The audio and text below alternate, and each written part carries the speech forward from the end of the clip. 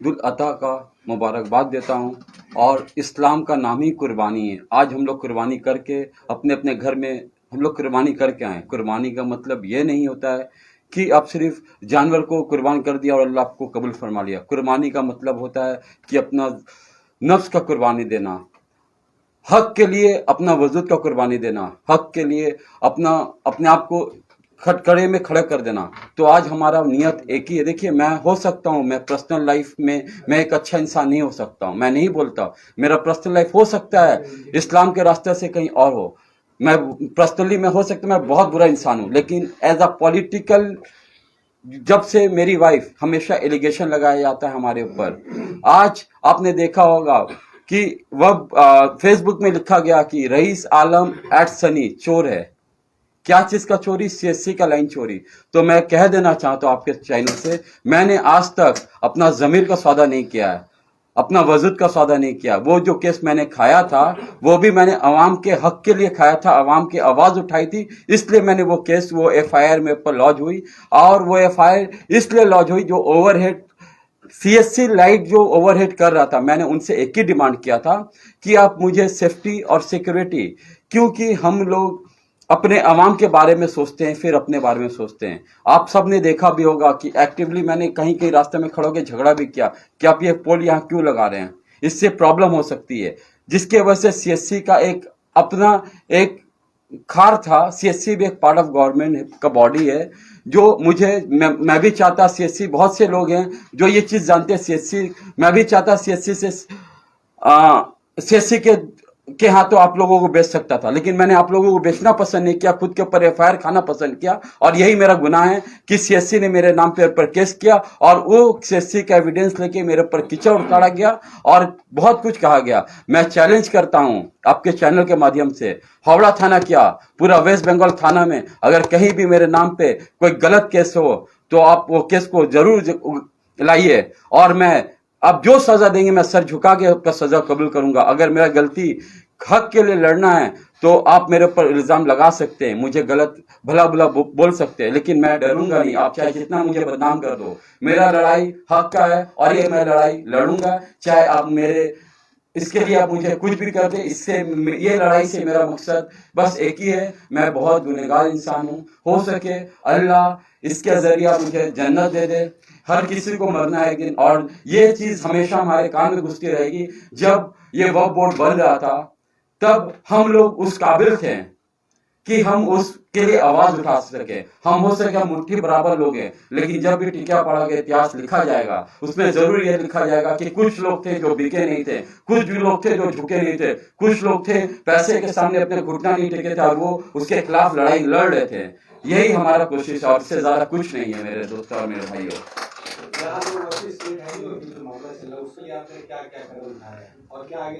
देखिए, मैंने वक्फ स्टेट जो वक्फ प्रॉपर्टी है वहां पे वाकई में मैंने देखा वहां के जो टेनेंट थे बहुत परेशान थे, घर नीचे था जिनके वजह से उनको रहने के लिए तकलीफ होता था, वो परेशानी में रहते थे। मेरा मकसद हमेशा से किसी को परेशान करना, किसी को धमकाना, किसी को डराना नहीं रहा है। मैं एक चीज जानता हूं कि लोगों का बरदुआ और लोगों का हाय लेके इंसान जितना पैसा कमा ले, उस अगर उसका हाय अगर किसी के लिए है तो उसका जिंदगी अच्छा नहीं होगा। तो मैं खुद चाहता था वहां के लोगों का हालत सुधरे, वहां के लोग एक अच्छे घर बना के अपने रहें। और उसके बाद जो हालात देखा हमने कि वहां बिजनेस चालू हो गया, वहां लोग अपने रहने के नाम पे मकान बना के बिजनेस चालू कर दिया। हमारा यही प्रोग्राम था कि हम जो छिट के रह रहे हैं, अब देखे होंगे पीपीपी मॉडल में कि जब भी कोई स्टेट बनता है, राजारहाट हो, न्यू टाउन हो, लोग छितरा के थे, एक जगह कर दिया, बाकी जमीन फ्री हो गया। तो हमारा एक ही मकसद था कि कौम के हक में भला हो, हमारे कौम के माँ बहनों को भला हो, हमारे कौम के बच्चों के लिए एक अच्छा फ्यूचर बने, हमारे कौम मजबूत हो। इसका मतलब ये नहीं था कि आप वक्फ के जमीन किसी और का, प्रमोटरी कोई और करे, बिजनेस कोई और करे। हमारा हक, हमारा लड़ाई यही है कि मस्जिद कमेटी, हमारा सारे सवाल मुतवल्ली से है कि आप जो बनाने का परमिशन दिए हैं, आपको ओएनजीसी किसने दिया? आपको रहने का परमिशन दे सकते थे, रिपेयरिंग करने का परमिशन दे सकते थे, लेकिन 5 चला आप बिल्डिंग बना रहे हैं, वो भी लिफ्ट लगा के। ये चीज मैं जानना चाहता हूं। मैं एक आम इंसान की तरह जानना चाहता हूं। अगर ये जानने के लिए मैं कुछ गलत कर रहा हूं, तो आवाम जो सजा देगी मैं उसके लिए रेडी हूं। और मुझे पता है ये चीज के बाद मेरे ऊपर पर्सनल अटैक्स बहुत होंगे, मैं उसके लिए भी रेडी हूं। हमने तो ये भी सुना आपको धमकी दिया गया मारने के लिए। देखिए, अगर मैं भी यहीं का लड़का हूं और यहीं रहता हूं, ये और बात है, मैं किसी से उलझता नहीं हूं। क्यों? क्योंकि हमारे घर वाले, मेरे पापा को आप सब जानते होंगे। मैं एक ऐसे बाप का बेटा जिनका नाम शाह आलम अंसारी है, और उन्होंने हमेशा एक चीज सिखाया, बेटा जहां रहो वहां गंदगी मत करो और जहां काम करो वहां गंदगी मत करो। और मैं उनका ये सीख हमेशा मान के चलता हूँ। लड़ाई झगड़ा मैंने ना कभी किया है ना कभी करूंगा।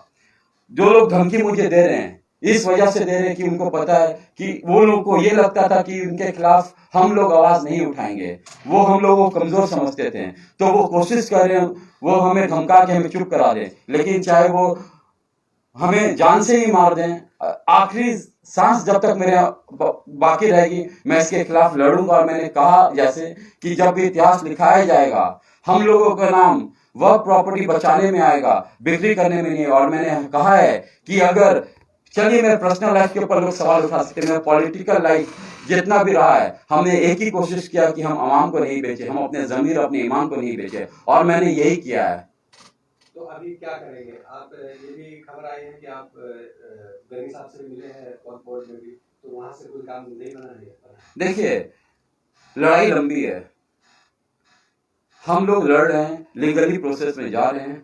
मुतवल्ली साहब को एक रिक्वेस्ट है कि आप अगर हक पे हैं, आपको एनओसी मिला है, आप पेपर दिखाइए। हमारे पास बहुत से एविडेंस है और हम लोग जो भी बात करेंगे एविडेंस के साथ करेंगे, एविडेंस के बिना नहीं करेंगे। और आपको याद होगा 4 से 5 साल पहले 47 बिलियर्स रोड, वो भी एक वह प्रॉपर्टी था, वो जो बन रहा था हमारे शकील भाई बना रहे थे, क्योंकि उस वक्त हम लोग भी चाहते थे कि आप लोग अच्छे से बना के रहें।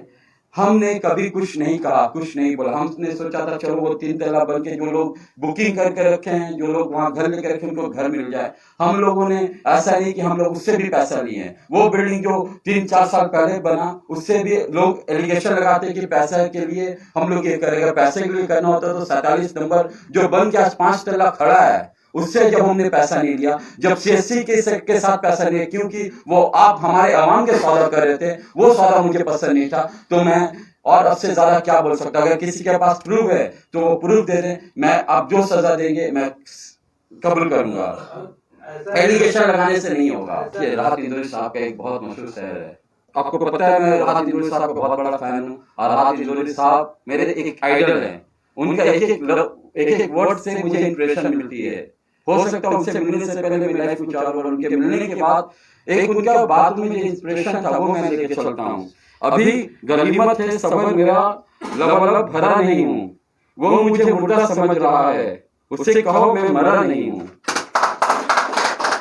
वो कह रहा है कि मिटा कर रख दूंगा नस्ल तेरी, वो कह रहा है कि मिटा के रख दूंगा नस्ल तेरी, है उसकी आदत डरा रहा है मेरी फितरत डरा नहीं हूं। देखिए मेरे प्रश्न, मैं एक पॉलिटिशियन के साथ एक बिजनेसमैन भी हूं, मेरा पर्सनल लाइफ भी है। मेरा पॉलिटिकल करियर और मेरा पर्सनल लाइफ दो अलग पहलू है हर किसी की। तो मैंने हमेशा लोगों के खिदमत की है, लोगों के साथ उनके सुख दुख में खड़ा रहा हूं। अगर किसी को हॉस्पिटल में बेड ना मिला तो उसके लिए मैं 12 बजे रात को उठ के गया हूं। अगर किसी को पुलिस ने हैरेसमेंट किया उसके लिए मैं खड़ा होकर लड़ा हूं। सीएससी जब हमारे लोग के ऊपर जुल्म कर रहे थे तो टिकियापाड़े में बहुत से लोग सबूत थे उसके खिलाफ मैं लड़ा हूं। मैं भी चाहता खामोश लगा सकता था, लेकिन मेरा जमीर गवाह नहीं करता। अगर मुझे लोगों ने उस काबिल बनाया है, मैं आपका गुलाम हूं।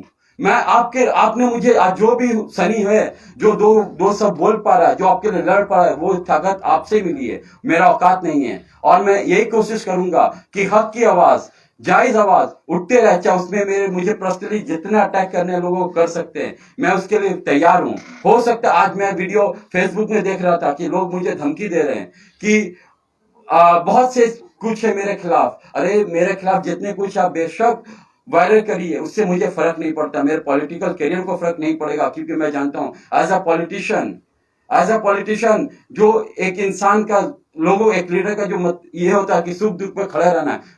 मैं खड़ा रहा हूं हर किसी के सुख दुख में, हर किसी के साथ खड़ा रहा हूं, जितना मेरा औकात रहा, जितना अल्लाह ने मुझे काबिलियत दिया है। जो हमारे नेता अरूप राय हमेशा कहते हैं लोगों के साथ खड़े रहो, जो हमारे ममता बनर्जी जी का लक्ष्य है, वो हमेशा हमने कोशिश किया है कि उससे दगा ना करूं, अपने आवाम से दगा ना करूं। अगर मैं भी आवाम से दगा किया होता, आज टिकियापाड़ा में मेरा 10-10 फ्लैट मेरा भी हो सकता था। लेकिन मैं पूछना चाहता हूं, जब से मेरी वाइफ इस्मत आरा बेगम काउंसलर बन के आई, मैंने कितना फ्लैट टिकियापाड़ा में खरीदा है? क्या मैं, जब मेरी वाइफ काउंसलर नहीं थी, मैं ब्रांडेड कपड़ा नहीं पहनता था? मैं पूछना चाहता हूं, जब मेरी वाइफ काउंसलर नहीं थी तो मैं तो टिकियापाड़ा में रहता भी नहीं था।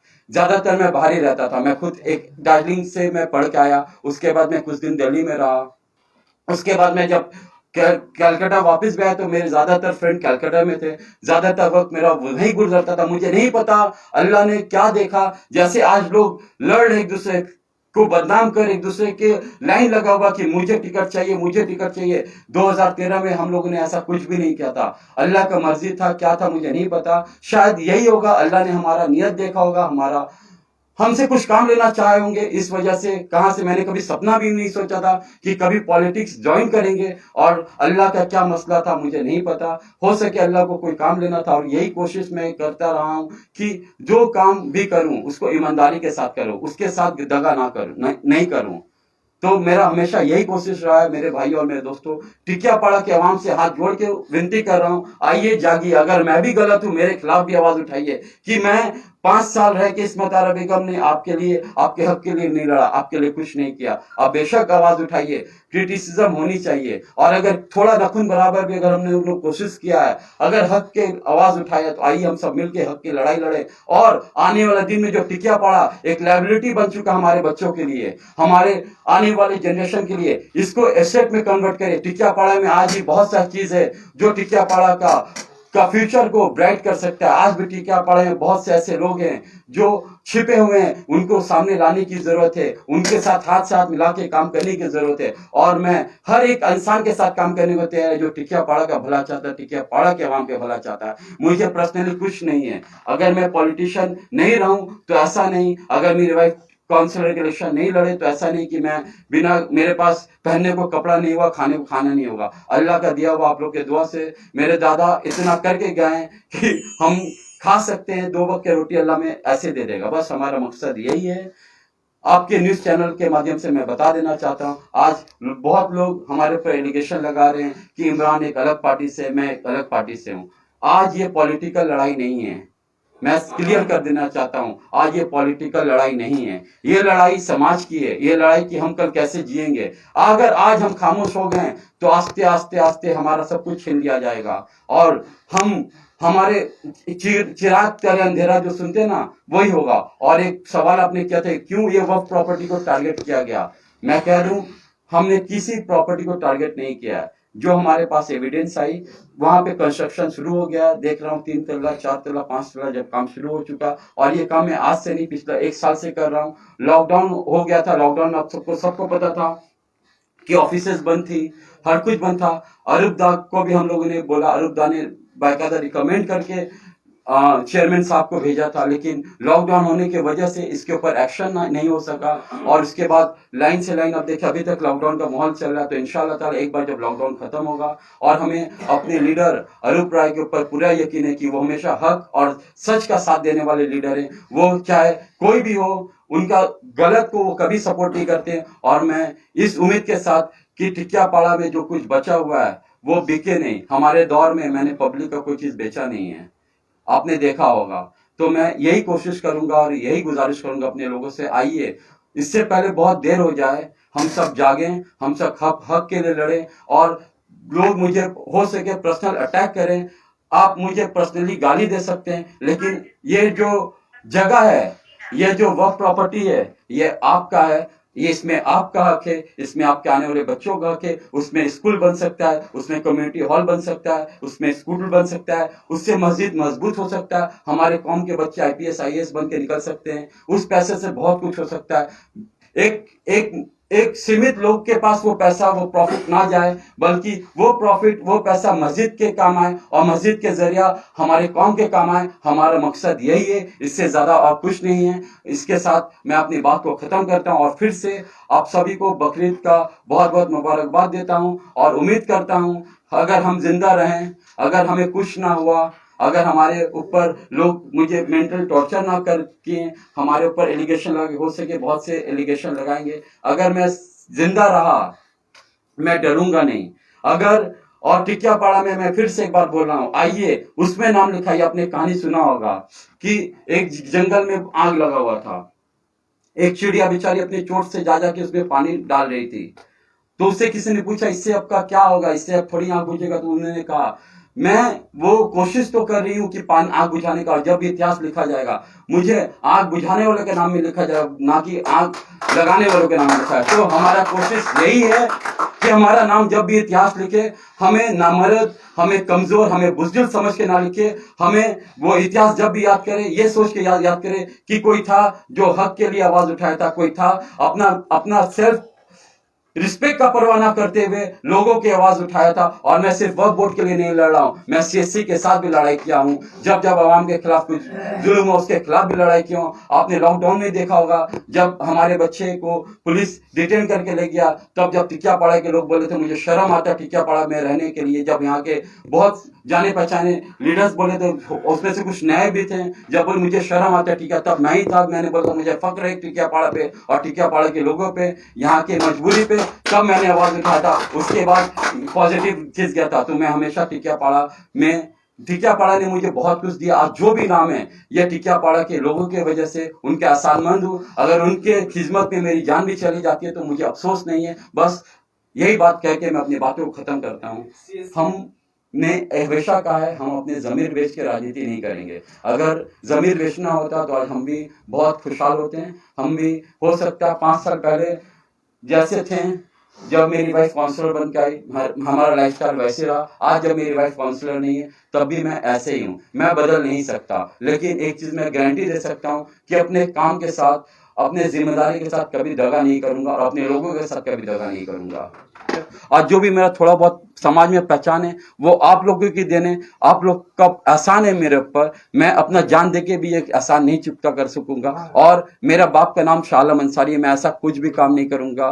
पर्सनली मैं सनी खराब हो सकता है, लेकिन जब शाह आलम अंसारी का बेटा का नाम रईस आलम आता है तो वो खराब नहीं है। वो अपने जो उनके बाप ने हमेशा कौम के लिए कोशिश किया खिदमत करने का, कौम के साथ खड़ा रहने का, मेरे अंदर भी वो ब्लड है। और एक चीज हमेशा याद रखिएगा, ब्लड और सिग्नेचर बदलता नहीं। ब्लड अगर अच्छा है तो कभी ना कभी उसका रंग दिखाता है, और ब्लड खराब है तो वो भी अपना रंग दिखाता है। तो मेरे फादर का नाम शाह आलम अंसारी है। मैं कभी ऐसा कुछ नहीं करूंगा जिनके वजह से उनको शर्मिंदा होना पड़े, उनको कोई बोले कि आपका बेटा पॉलिटिक्स में आके सिर्फ लूटा है, सिर्फ लोगों को डराया है, चमकाया, किसी का घर जबरन कब्जा किया, कि किसी को जबरन डराया धमकाया। आज तक अल्हम्दुलिल्लाह अल्लाह का बहुत बड़ा एहसान है, अल्लाह ने इससे हमें साफ रखा है। और ये इतना खुला मैं बोल रहा हूँ, इस वजह से बोल रहा हूँ कि मैं साफ हूं। मैंने किसी से 1 रुपया नहीं लिया, वक्फ बोर्ड का हो या सीएससी का हो या कोई भी अवाम के मसला हो सकता है इसके बाद मेरा साथ बहुत और फेक आईडी। और मैं गुजारिश करूंगा उन सभी लोगों से, अगर मेरे कुछ भी करना है तो आप मेहरबानी करके अपने असली आईडी से करें, ना कि फेक आईडी से। मर्द हैं, मर्द के तरह रहिए। मैं अपने सामने आके बोल रहा हूं, आप भी मुझे सामने आके बोलिए। फेक आईडी से, जो लोग फेक आईडी चलाए वो नेता, अच्छे नेता कैसे बन सकते हैं?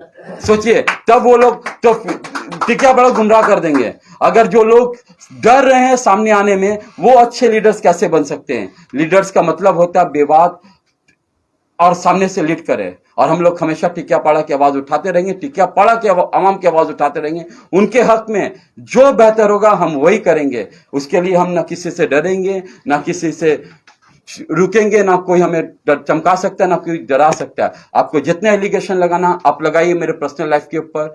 और मेरा political life neat and clean है, ये मैं गर्व के साथ कहता हूं, फख्र के साथ कहता हूं। और तृणमूल कांग्रेस मैं करता हूं। तृणमूल कांग्रेस ने हमेशा ये सिखाया है कि कमजोर के साथ खड़े रहो, जरूरतमंद के साथ खड़े रहो। जब किसी का स्वास्थ्य साथी कार्ड क्या जरूरत पड़े उसका 2-2 दिन में मैं 12-12 घंटे में मैंने खड़ा होकर बना के दिया है। मैंने हम लोगों ने काम किया है अरूप राय के जरिया। अरूप राय हमेशा हमें यही सिखाते हैं कि हक की लड़ाई लड़ो, हक के लिए चाहे तुम्हें कुर्बान भी होना पड़े हो जाओ, और यही उनका सीख हमें भा गया। और इसलिए तृणमूल कांग्रेस हम लोग जिंदाबाद करते हैं और तृणमूल कांग्रेस करते हैं, और उम्मीद करते हैं आने वाले दिन में अरूप राय इसका जरूर इंक्वायरी करेंगे। अगर हम गलत होंगे तो हमारे ऊपर एक्शन लेंगे, या फिर जो गलत होगा उनके ऊपर एक्शन जरूर होगा।